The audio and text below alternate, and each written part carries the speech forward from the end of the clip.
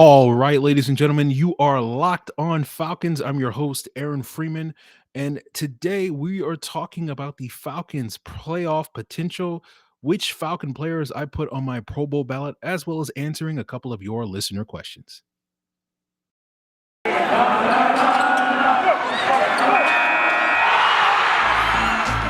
are Locked On Falcons, your daily Atlanta Falcons podcast. Part of the Locked On Podcast Network, your team every day.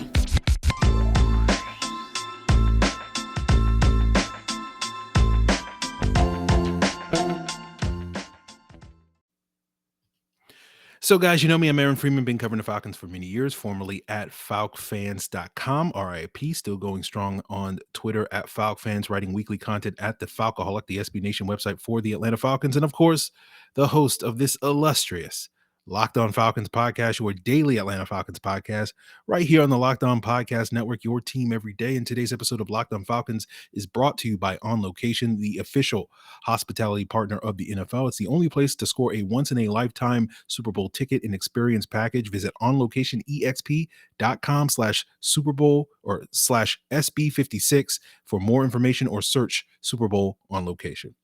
So, guys, today's episode is wrapping up our week to get you guys geared up for this Week 15 matchup between the San Francisco 49ers and the Atlanta Falcons.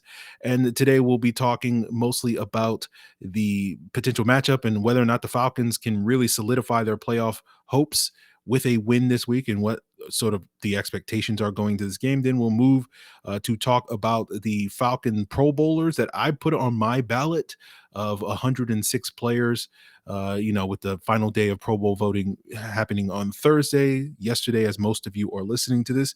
And then at the end of the episode, we'll answer a couple of leftover listener questions, one focused on what was sort of the biggest changes to the Falcons when it came to beating the Panthers in Week 14 versus their loss in Week 18. And then we'll also talk a little bit about Cordarrelle Patterson and Dante Fowler's futures in Atlanta beyond this season. But before we get there, guys, I want to thank you for making Locked On Falcons your first listen each and every day. Of course, Locked On Falcons is free and available on a variety of podcast platforms, including Apple, Odyssey, Google, and Spotify. And of course, now free and available on YouTube as well. Make sure you subscribe to the Locked On Falcons YouTube page. Make sure you give us that like. Make sure you leave a comment, all that jazz. So jumping into the first topic of conversation today, talking about whether or not this Falcons team can, pull off the upset of this 49ers team this weekend.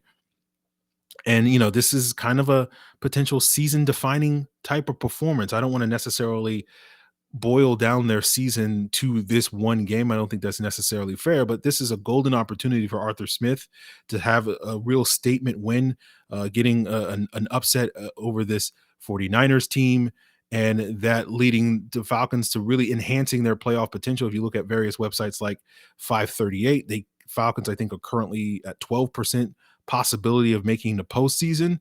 With a win, that moves up to like 43% based off of their data crunching, and it falls to 3% with a loss. So essentially, this game is going to decide if the Falcons really have any shot at making the playoffs. We've talked before about how I think the Falcons are going to have to win 9 games this year just to have any chance when it comes to the final tiebreakers for one of those wild card spots. 8 games is not going to cut it, and so that means they have to win 3 out of their next 4. And, again, as I've said, Buffalo is by no means a juggernaut, but certainly looks like the tougher matchup of these 4 games. So if there's one game that you can, quote unquote, afford to lose, especially given that's against an AFC opponent, and that's not going to really impact the tiebreaker situation, but losing to an NFC team like San Francisco, Detroit, or New Orleans will potentially, then the Buffalo game is the one game that you can afford to lose. And, whatever that exact playoff scenario percentage is, I think, it swings anywhere between 7 and 8%, around that 43%, with a win, depending on what else happens on Sunday with some of the other teams vying for a playoff spot. So anyway, we could be sitting here on Sunday doing our rapid reaction saying, okay, the Falcons have a 35% chance or 50% chance, almost a coin flip of an opportunity to make the postseason, given a sort of a big win against this 49ers team. Now, as I say all that, I'll be honest with you, I'm not expecting the Falcons to win. I think they certainly can win against this 49ers team. We've talked about it already on the crossover Thursday. I think they'll probably need big contributions from the defense and special teams, potentially to add points, because I just don't think if it comes down to a shootout between the 49ers offense and the Falcons offense, given the 49ers arguably have better play calling with Kyle Shanahan calling their plays, and have been a lot better at getting their best players the ball consistently, players like Debo Samuel and George Kittle, not to mention their running game is probably a little bit more consistent than the Falcons, although the Falcons have been running well. And then you couple that with the fact that the 49ers have a formidable pass rush, or at least a formidable pass rusher in Nick Bosa that could really disrupt the Falcons' ability to throw the ball, while the Falcons don't necessarily really have that. No offense to Grady Jarrett, but he's not necessarily playing at that type of level where I feel confident that he'll be able to get pressure on the quarterback this upcoming weekend. Things seem to go in the 49ers' favor if it comes to a straight drop back passing game in the second half, where each team has to go down the length of the field to score points. I feel like the 49ers are in better situated to be able to do that going up against this Falcons defense than vice versa. So that's one of the reasons why I feel like the defense and special teams are going to have to step up in a major way and potentially get some turnovers, get some stops, get some positive field position battles, and really give this offense the best possible footing that they can possibly get. So I say all that. Thing is possible the Falcons can win. I think certainly my expectations going into Sunday are not that they do win, but this is a situation, as always, for longtime listeners I'm a believe it when I see it type of guy. So it's not that I doubt the team. It's just, I don't automatically go into with the level of optimism that a lot of people go into each and every Sunday. So we'll see what happens on Sunday. Obviously, we'll be back on Sunday to talk more about it, and we may be, singing a completely different tune about how this team has put it all together. And Arthur Smith, his message of we're going to get better down the stretch in December, and we're going to be able to improve our football team week to week. And he'll be able to say that if they can beat this 49ers team. And then, we'll see what happens the following week against Detroit, and then Buffalo, and then to wrap up the season against New Orleans. But certainly this will be a kind of a statement win if the Falcons can find a way to pull this off. I don't want to sit here and say the opposite is true. If they lose this game, and particularly if they get blown out in this game, that's a statement loss or anything like that. But certainly it will leave a very bitter taste in our mouth moving forward for the rest of the season. So this kind of game either decides whether or not we're going to be spending a lot of time focusing on the offseason. If they lose, and then we'll be like, okay, well, their playoff chances are pretty much done. And so let's turn our attention to the offseason and what needs to improve for 2022. Or is this a type of game where the outcome is going to decide whether or not we're still invested in the 2021 and 2022 postseason for the remainder of this 2021 season? So we'll just sort of have to see how that goes. And we'll continue today's Locked On Falcons episode talking about the Pro Bowlers that I put on my ballot, and the 6 Falcon players that I think are deserving of your Pro Bowl vote if you happen to vote. And I'll share that and a little bit of my methodology, and we'll talk about those 6 players that I think, really stood out for the Falcons this season. But before we get there, guys, Super Bowl 56 is less than 100 days away, and you're probably hoping that you get a chance to see it in person. Maybe you won't get that chance with the Falcons being one of those participating teams in that Super Bowl, but why wait for the Falcons to have to fulfill your Super Bowl dreams when you have On Location, the official hospitality partner of the NFL, and it's the only place to score a once-in-a-lifetime Super Bowl ticket and experience package. You can select your exact seats at SoFi Stadium and choose from elite experiences featuring exclusive pregame celebration with NFL legends, 5-star LA hotels, and food by the great Wolfgang Puck. Visit onlocationexp.com/SB56 for more information, or search Super Bowl On Location. That's onlocationexp.com/SB56, or search Super Bowl On Location for more info. It's playoff time in fantasy leagues around the world, and I happen to be lucky enough that I'm doing pretty well in the postseason in 3 of my main leagues, but maybe you weren't that lucky. And it's tough because traditional fantasy sports is a long-term losing proposition. And that's the case because you never know who or what you're up against. And StatHero is the first of its kind daily fantasy sports platform where it's you versus the house in a head-to-head fantasy matchup, winner take all. And here's the crazy part: StatHero shows you their lineups before you play, and you handpick the team that you want to face one-on-one. This never before seen innovation of fantasy sports and sports betting hybrid that StatHero players are clocking odds over 4 times better than traditional fantasy sports. StatHero puts you in control of your fate. You are in control of the stakes, and you decide how much you're going to play for. And StatHero has no choice but to take it because they're daring you to beat them. Sign up for free right now at stathero.com/lockedon and use the promo code LOCKEDON for a 100% deposit match. That's stathero.com/lockedon with the promo code LOCKEDON for a 100% deposit match. stathero.com/lockedon, promo code LOCKEDON. Terms and conditions apply. So let's get into my Pro Bowl ballot. As I said earlier, I had 6 Falcon players on my Pro Bowl ballot, and basically my methodology with the Pro Bowl, I voted for 106 players, 53 players from the AFC, 53 players from the NFC. Yes, I'm that nerdy to do that. I try to keep it balanced with that, and try to go 3-3, because you can vote pretty much 6 for each position, and not every position I vote 6 guys at. Like, I didn't vote for, I think I voted for 3 fullbacks and 4 kickers and stuff like that. And eventually it wound up with 53 players, and it is always balanced. Like, I voted for 4 NFC quarterbacks: Aaron Rodgers, Matt Stafford, Kyler Murray, and Tom Brady, and only 2 AFC quarterbacks with Patrick Mahomes and Justin Herbert. But I voted for 4 AFC running backs with Jonathan Taylor, Nick Chubb, Joe Mixon, Austin Eckler, and the 2 NFC running backs I had were Dalvin Cook and Cordarrelle Patterson, giving you a hint on one of the 6 Falcons I voted for. And so that's kind of the back and forth that I did throughout the ballot. And I wound up with 6 Falcon players on my Pro Bowl ballot. That included, of course, the aforementioned Cordarrelle Patterson at running back, tight end Kyle Pitts, offensive guard Chris Lindstrom, cornerback AJ Terrell, kicker Younghoe Koo, and long snapper Josh Harris.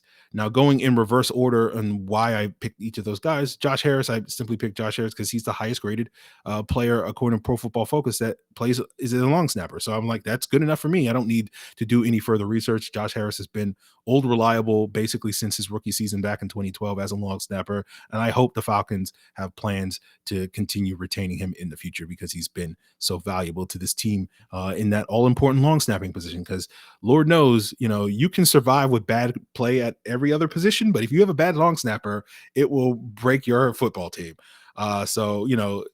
Continue on the special teams kick.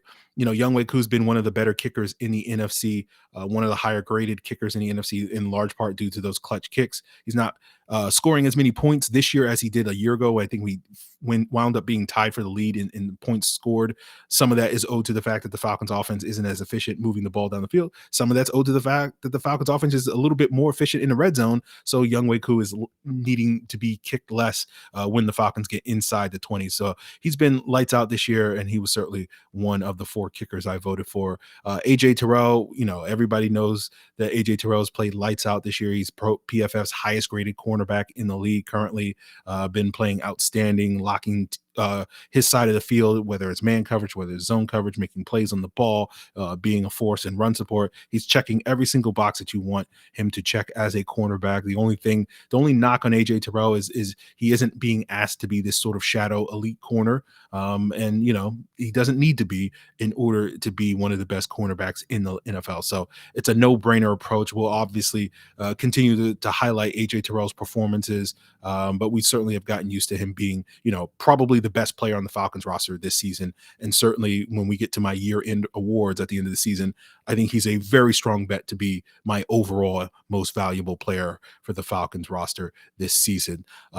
Talking about Chris Lindstrom, he's had 2 rough weeks in back-to-back games these past 2 weeks, but outside of that, he's been lights out, been one of the best guards in the NFL, one of the 6 or 7 highest graded guards in the NFL. And, my methodology was I wanted to vote for both left and right guards. I wound up putting more right guards because those guys have been standing out a little bit more. And Quentin Nelson, a usual shoe-in for one of those left guard votes, hasn't had nearly the season that he has been used to having in previous years. And so that opened up an opportunity for someone like a Chris Lindstrom to make it. I think I did put Chris Lindstrom on my ballot last year as well, because I had the similar methodology and wanting to highlight, both left and right guards in that regard. And I think he was like the third last right guard on my ballot last year. And so it's a similar situation. He's been great this season, been both an impact run blocker, impact pass protector. And again, outside of these last 2 weeks where he struggled a little bit in pass protection, been lights out there.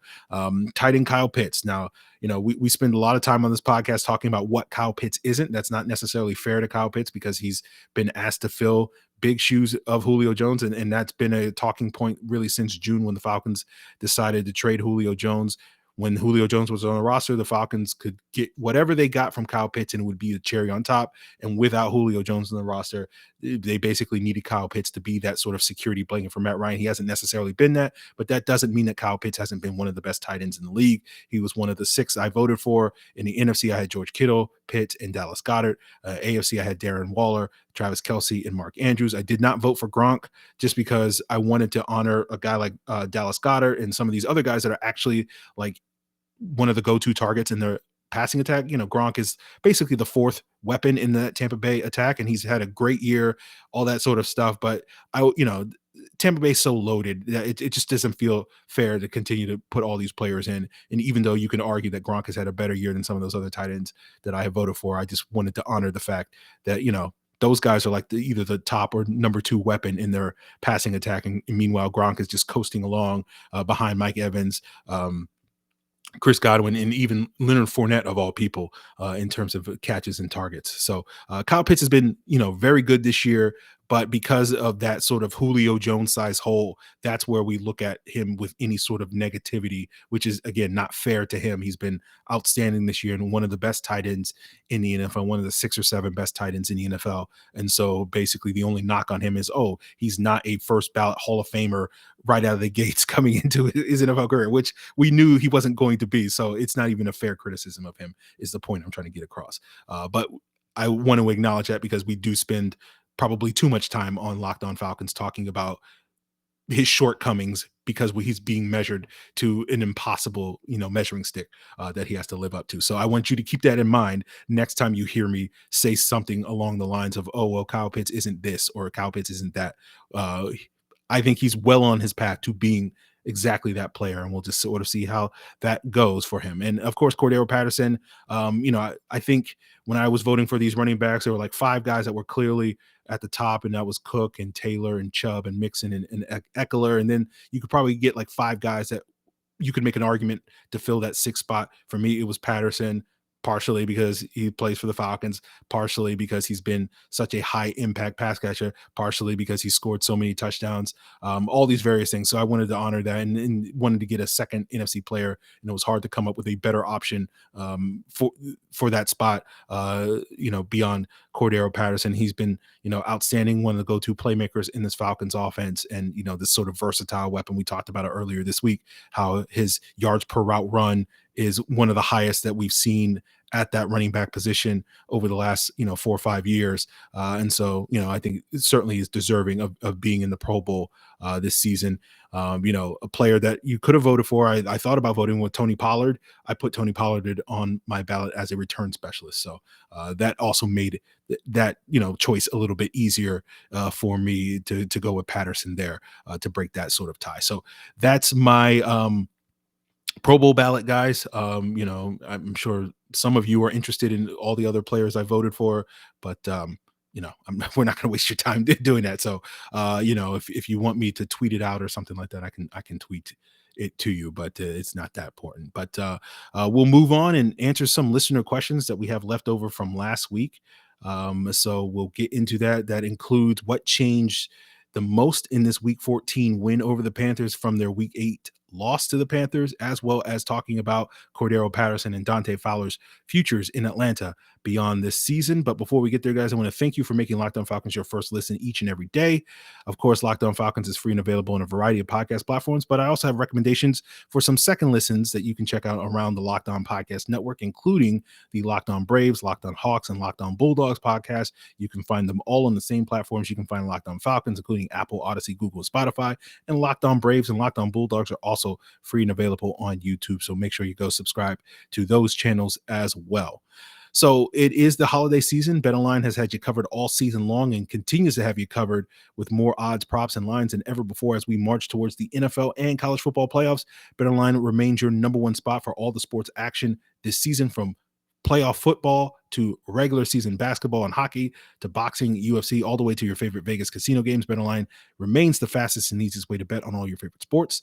Head to the new updated desktop or mobile site and sign up today at betonline.ag. And when you do, make sure you use the promo code locked on to receive a 50% welcome bonus. That means if you deposit $200, you get $100 in free money to play with that you can put down on the Falcons, the 49ers, or whoever you like, the Georgia Bulldogs, or maybe you're a Cincinnati Bearcats fan. Who knows? But wherever you feel like betting on, don't wait. Take advantage of all the amazing offers available at BetOnline, where the game starts. So this holiday season, why not grab a protein bar that tastes just like a candy bar or even better than a candy bar? And if you don't know what I'm talking about, Built Bars, the best tasting protein bar on the market. They're rich with decadent flavor, covered in chocolate, but they're healthy too. Low in sugar, carbs, calories, and fat, but high in protein and fiber. You get the best of both worlds, both delicious and healthy. There's so many flavors to choose from. I just got a box of coconut brownie chunk, caramel macchiato, and white chocolate cheesecake. You got other limited time flavors like eggnog and more. You can get old tried and true flavors like peanut butter brownie, coconut almond, cherry barcia, all that sort of stuff. Built Bar are great. They can give you that extra fuel that you need for this shopping season or this holiday season. Whatever you need, Built Bar is there for you. Just head over to built.com and make sure you use the promo code LOCKED15. When you do, you get 15% off your first order. That's promo code LOCKED15 for 15% off at built.com.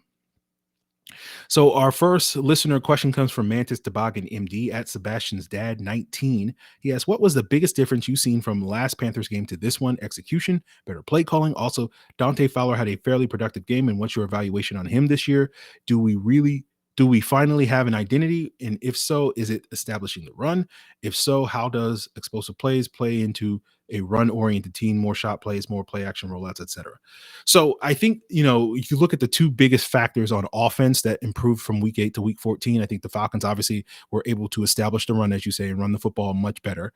I also think the receivers stepped up. When we have this conversation about, the Falcons receivers really failing Matt Ryan, and that's one of the reasons why he's had this downturn of a season, I think that week 8 game is probably the most prominent example of a game where you can find it. I think most of the other issues when it comes to Matt Ryan's supporting cast is more offensive line related than necessarily the receiver group.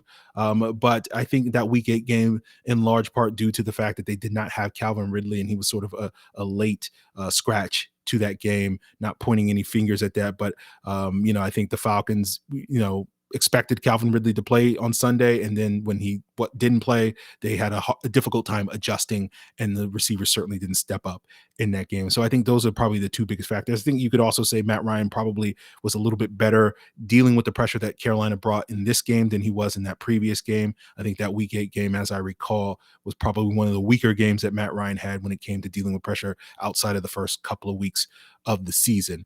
On the defensive side of the ball, I think the big factor was, stopping the run.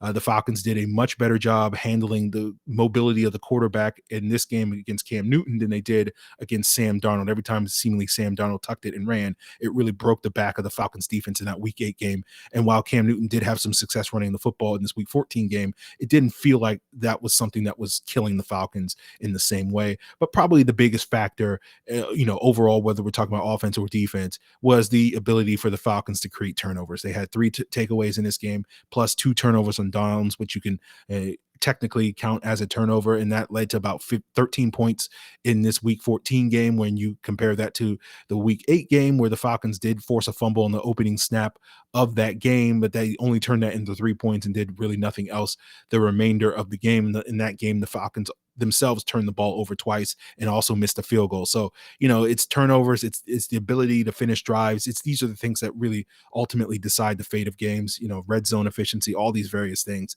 that, can mean the difference between winning and losing in a 1-score football game, as both of these games were decided by, 6 points in, I think, week 8 and 8 points this past Sunday in week 14. As for the play calling, I think the play calling has been better as of late. We kind of compared, we used the analogy that Arthur Smith's offense was kind of a limited menu. He's a chef opening up a restaurant earlier this season. We talked about how he's just kind of a chef opening up a restaurant with 5 items on the menu, two appetizers, 2 entrees, and 1 dessert. And his style is to basically master the fundamentals before expanding the menu. But I think he's done a little expansion of the menu. He's not adding any sort of permanent items to the menu, but like you come in there on a Tuesday or whatever the case during lunchtime, and he's got a little special for you that you can just catch at the right time or whatever the case may be, doing a little bit more creative and exotic ways of scheming the run game. And I think that's enhanced the run game as of late and doing some different things. We talked about the bunch formations quite a bit, and that seems to be a staple of their passing attack now, more so than it seemed to be earlier in the season. So you're seeing some tweaks and adjustments that Arthur Smith is making. So I think the play calling is improved, but I wouldn't necessarily point the finger and say that was a huge factor in why the Falcons performed better in week 14 than they did in week 8. But I'm sure it certainly had a positive effect there. Now, as for the identity, I'll answer your Dante Fowler question later because our next listener asked a similar question about Dante Fowler. But as for their identity, I think the identity that they want to be is a balanced offense. Like, for example, if the Falcons have 30 plays called in the first half of a game, I think ideally Arthur Smith wants to go into halftime with 15 of those being runs and 15 of those being passes. So I think they do want to be balanced. But I do also think they do want to take shot plays, a lot of those coming off of play action and whatnot. We saw that a glimpse of that identity in the beginning of the third quarter, where they came out and took that shot play on the deep ball on a double move to Tajay Sharp that Matt Ryan underthrew. And then a couple of plays later, they took another shot play on the flea flicker that, again, Tajay Sharp stopped running his route, and that nearly resulted in an interception on that particular play. So I think that's kind of the glimpse of the identity. So I think we're seeing glimpses of that identity, but I wouldn't necessarily say that this Panthers game was a real good example of them really truly living up to that identity. You just saw sort of flashes of what this team wants to be, a balanced team that can run the football and throw the football and take some shot plays. So that's kind of the identity I think they're building towards, but this Carolina game is probably not the best example of that. Our last question comes from Chad Van Horn at Chad Van Horn 77. He asks, when are we going to start talking about re-signing Patterson, and what kind of contract is he going to be looking at? What's his market value, and how does Dante Fowler's contract look for next year? I know we lowered it for this year, but how does it affect next year? Think he will still be around. So I have talked a little bit about Patterson's contract situation on Twitter, but not necessarily on the podcast. Basically, my expectation is that Patterson will probably regress next year, given the age, given some scheme stuff, given my expectation that the Falcons will probably use a premium pick on a running back this year that they didn't use on last year. And that guy will be expected to be the RB1 with Patterson in the mix as the RB2, maybe begins the season as the RB1 before that rookie is ready and whatever. And slowly as the season progresses, sort of transitions into more of a RB2 / third down running back. Patterson currently is on pace for about 1,400 yards from scrimmage this season, which is really good. But my expectation is you're going to see that kind of regress next year, given my expectation for what his role is going to be, to maybe 900 or 1,000 yards. And that's kind of what Tevin Coleman was when he was playing behind Devontae Freeman here in Atlanta. And that's kind of what I kind of see Patterson being. I still think he'll be a very effective player. Obviously, that's a very good RB2 and certainly a guy that can contribute. But I don't necessarily expect Patterson to be getting 14 touches a game next year like he has gotten this year. Maybe that's going to be like 10 touches a game or something like that. So he'll still have opportunities to produce, but that's probably, if that, 4 less touches a game based off his current averages per yards per touch, probably results in roughly about 400 lost yards. So that's where we go from 1,400 to 1,000 or whatever the case may be. So I think really the situation the Falcons have to deal with when it comes to Patterson's contract is they have to pay him like that, not what he's worth now, but what he's probably going to be worth to them next year when he's a little bit older at age 31 and whatever the case may be.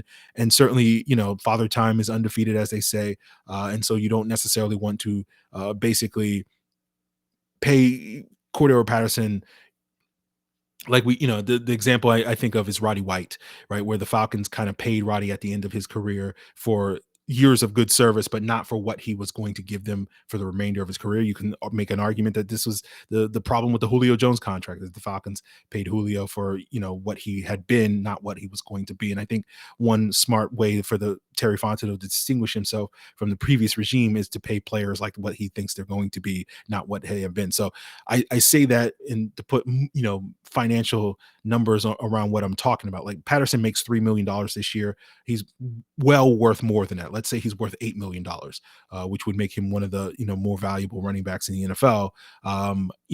I think because of the regression, you're probably looking at a running back that's probably only going to be worth like $5 or $6 million at that scale, if we're talking about that. And then when you look at some of these prominent RB2s that also have big value in the passing game, like Nyheim Hines and Kareem Hunt, who recently signed contracts for like $6 million a year, and those guys are much younger than Patterson, 25, 26 years old, while Patterson's going to be 31.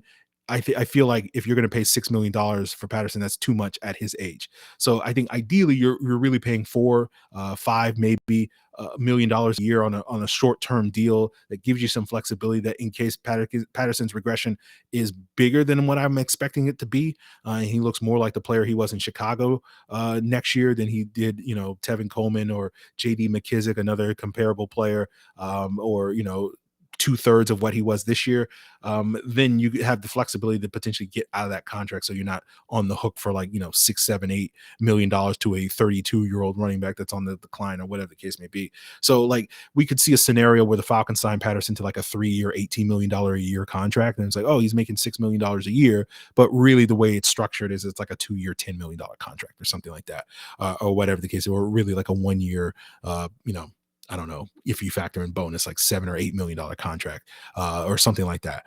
So we'll just sort of have to see how that goes. But I think the Falcons, while I think bringing back Patterson should be a priority, I don't feel like the Falcons should feel compelled to pay, I think they need to play a little bit of hardball with him. So what his market is going to be interesting to me, because I don't know what it's going to be. Based off his performance this year, you would expect it to be like $5 or $6 million. So the Falcons should be able to make a competitive offer based off of that. But again, maybe another team looks at him and says, no, he's worth more than that. Or maybe other teams look at some of these factors that I'm talking about today and they're like, oh, well, $3 million, $4 million, that's about the max we're willing to go given his age and the fact that we haven't seen him do this in previous years. So then the Falcons could potentially get him at a similar price to what they're paying now. So I don't really know what Patterson's market's going to be, but I feel like he deserves a raise, but I wouldn't necessarily go too crazy with the raise, is long story short.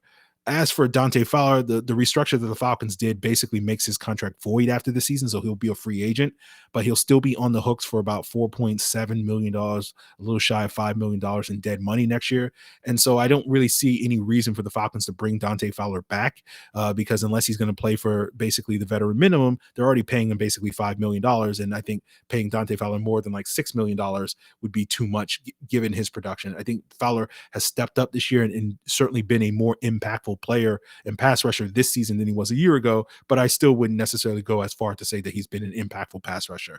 Like last year, he basically made no impact plays in that season, and any production he had as a pass rusher was by and large based off of scheme, whether that was stunts and twists and blitzes and whatnot. It was mostly the play calling that led to him producing. And again, that's not Fowler's necessarily fault. He was dealing with injuries last year. He's dealt with injuries this year, but he's made more impact plays. He's won plenty of reps and created 3 forced fumbles or whatever the case may be, and 4.5 sacks. So he's made some plays this year, but I don't think, again, at what his level of production is, that's worth to me a max of $5 or $6 million, and the Falcons are already paying that.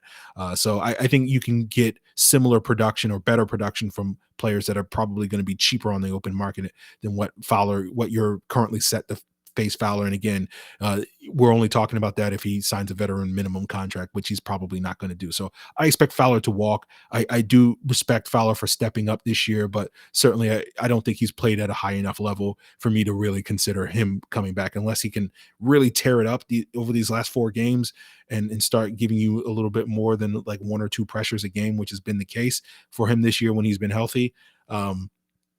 Unless we're getting 3 or 4 or 5 pressures a game in addition to sacks, then I don't see Dante Fowler coming back. So I hope that answers both Chad and Mantis Toboggan, the doctor, aka Sebastian Zad's questions about Dante Fowler. So that's going to do it here, guys. We'll be back again on Sunday with a rapid reaction to find out what exactly happened in the Sunday game. Is the Falcons season over? Are we turning our attention to 2022? Or, is the Falcon season still going strong and it's a statement win, all that various stuff. So you will find out on Sunday evening, as will I, and we'll be back. And of course, you can check out that by following us on your favorite podcast platform, whether it's Apple, Odyssey, Google, or Spotify, or of course, make sure you subscribe to the Locked On Falcons channel on YouTube, where the rapid reaction goes up first on Sunday evening. So definitely check us out, usually around 8 or 9 o'clock sometime during the Sunday night game. So we'll see how that goes, 8 or 9 p.m. Eastern, I should say, for those of you that are not on the East Coast. But that's where we'll leave it with Locked On Falcons. If you want to provide feedback to have your questions answered on future episodes, or feedback to tell me what I got wrong or what I got right on anything I talked about on today's episode, anything you want me to talk about on future episodes, or anything I've talked about in past episodes, of course, you can provide that feedback by hitting me up on Twitter at Locked On Falcons, on Facebook at Locked On Falcons. You can send an email to lockedonfalcons@mail.com. You can leave a comment here on the Locked On Falcons YouTube page. And before we duck out of here, guys, give you another recommendation for your second listen after you tune out of this Locked On Falcons podcast. That's, of course, the Locked On Bets podcast, where you can get handicapping expert Lee Sterling's daily picks, blowout specials, and Lee's lock of the day. Make sure you subscribe to the Locked On Bets podcast on the variety of podcast platforms that all Locked On Podcast Network shows are available. There is going to leave it for us, guys. I hope you have a great weekend. We got the holiday seasons coming up. Hopefully you get an early Christmas present on Sunday with a Falcons victory. If not, we'll still be talking about it, but appreciate it, guys. Till then.